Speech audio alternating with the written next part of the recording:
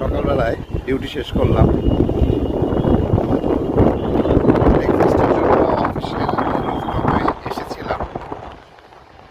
নাস্তা শেষ করে অফিসের 11 তলার ছাদে